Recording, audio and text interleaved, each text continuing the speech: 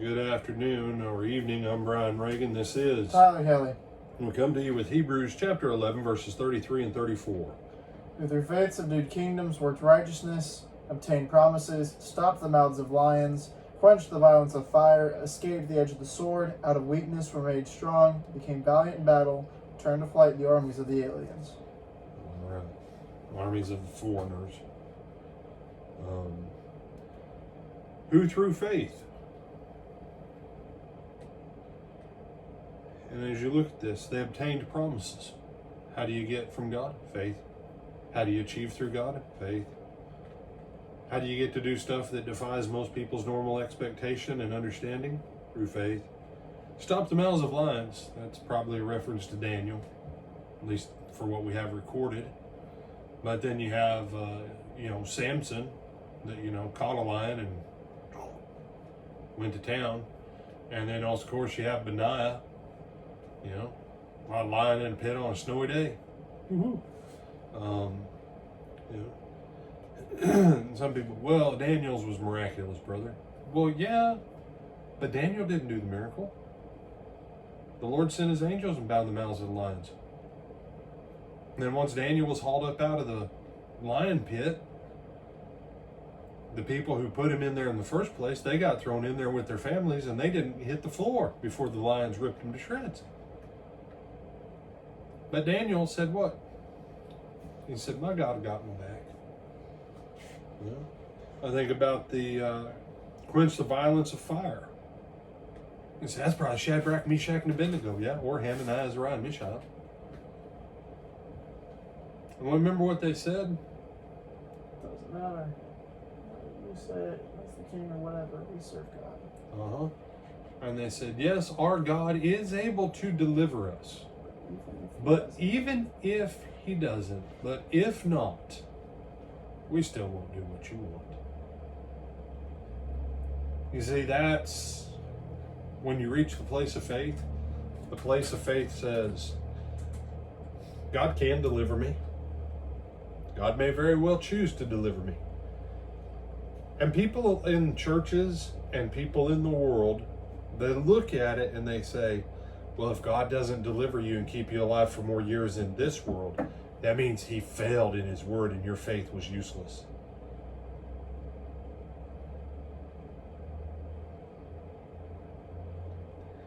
I still believe the main reason Jesus cried at Lazarus' tomb was because Lazarus had 4 days where he was at rest in the bosom of Abraham, and he was bringing him back into a world of sin, sickness, death, and hatred and violence.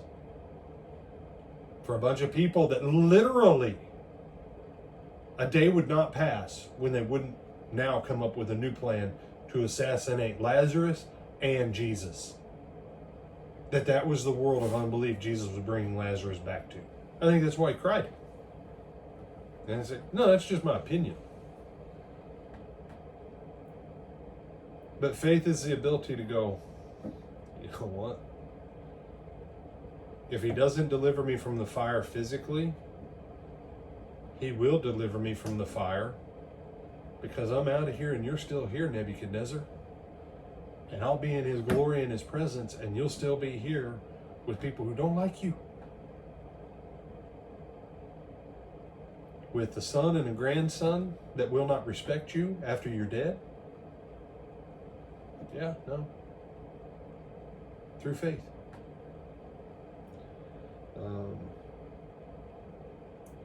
Turn to flight the armies of the foreigners.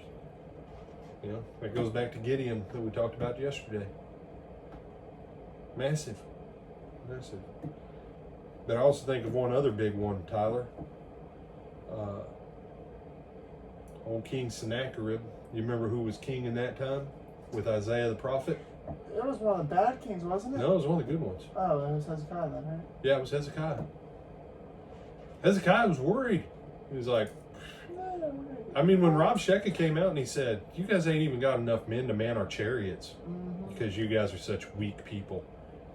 Hezekiah didn't go, yeah, I do. No, he knew. He's like, there is no way we can win this fight. Not in the material.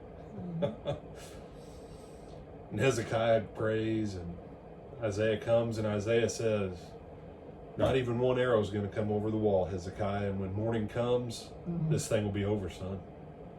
And you won't have to fight. 185,000. The Lord sent the destroying angel. 185,000. And they went back. And in the stele or stele that they found in Assyria, they had the record of Sennacherib. He says, I had Jerusalem like a bird in a cage, and I decided to turn around and come home. And I think of our other great guy of faith, one of the other good guys, that's your middle name. Joshua. Jehoshaphat, that's right. Yeah, him too. The Jehoshaphat says, hey, let's march out to the field of battle with songs of praise. That would be something I would do, though.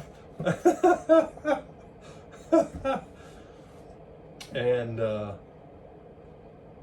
he said, no, he didn't go out with an army. The Lord said, I'll take care of it. Because he went to him and he said, Lord, you know I ain't got an army. You know I can't fight my way out of a wet paper sack. And you're the God of our covenant, and you're my God, and we are your covenant people, so you got to do something, God. God says, don't worry, I got it covered. Here's what you do. And so they went out, and they went out with songs of praise, praising God for his greatness. And when they crested the hill, how many days did they pick up loot, Tyler? Wasn't it 5?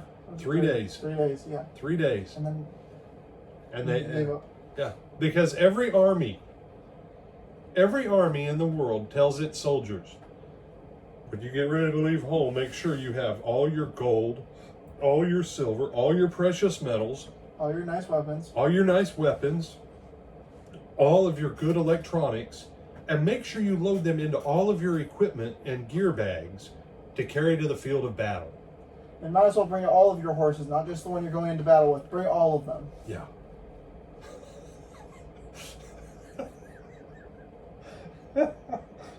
You say, why are you laughing, brother? Because it's ridiculous. And the bad part is, I know that's what happened. It is absolutely crazy. And yet I know that is exactly what happened. Because the God of the Bible likes to do the unbelievable that people think is impossible so that he gets all the glory. And his people, as a consequence, get all the blessings. So we bid you good night with that. Unless you have something to add, my brother. No, sir. Lord willing, we'll see you Sunday morning, 9:30, 10:30, either in person or online. Until then.